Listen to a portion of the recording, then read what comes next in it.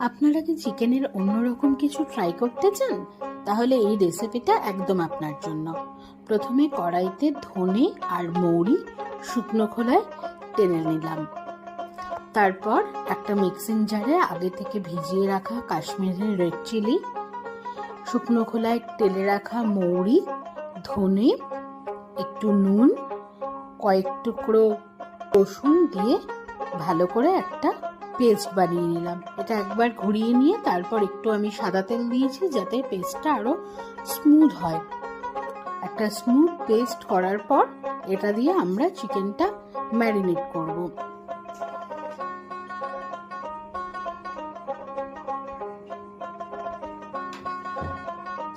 আমাদের পেস্ট একদম রেডি। এইবার চিকেনগুলোকে আমি কয়েকটা কাট লাগিয়ে নিয়েছি যাতে চিকেনের ভেতর পর্যন্ত ম্যারিনেশনটা ভালোভাবে ঢোকে। আপনারা চাইলে এতে ঝালের জন্য কয়েকটা কাঁচা লঙ্কাও অ্যাড করতে পারেন, আমি করিনি। তারপর এই ম্যারিনেশনটা দিয়ে আর একটা লেবুর রস দিয়ে ভালো করে চিকেনটাকে ম্যারিনেট করে নিলাম। ম্যারিনেট করে মিনিমাম 30 মিনিটস আপনাদের রেখে দিতে হবে। আমার কাছে বেশি সময় ছিল না, তাই আমি 30 মিনিটসে রেখে দিয়েছি, না হলে আপনারা এটাকে ওভারনাইটও রেখে দিতে পারেন। তারপর একটা ফ্রাইং প্যানে তেল গরম করে তাতে চিকেনের পিসগুলো দিয়ে দিলাম। প্রথমে হাই ফ্লেমে করে দিতে হবে। এক পিঠ বেশ লাল লাল হলে চিকেনগুলো উল্টে দেব।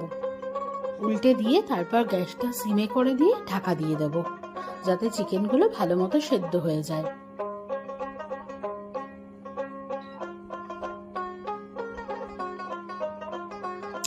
এরপর চিকেন থেকে যে তেলটা বেরোবে সেই তেলটা একটা ব্রাশের সাহায্যে চিকেনের গায়ে ভালো করে ব্রাশ করে দিলাম, তাতে চিকেনটাও বেশ ভালো জুসি হবে। এই রকম ভাবে দু পিঠই ভালোভাবে রান্না করে নিতে হবে।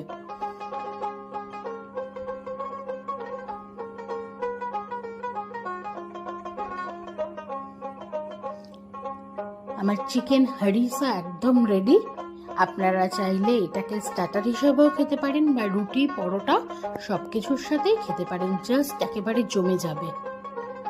আমাদের চ্যানেলটি আপনাদের ভালো লেগে থাকলে লাইক, সাবস্ক্রাইব আর কমেন্ট করতে ভুলবেন না।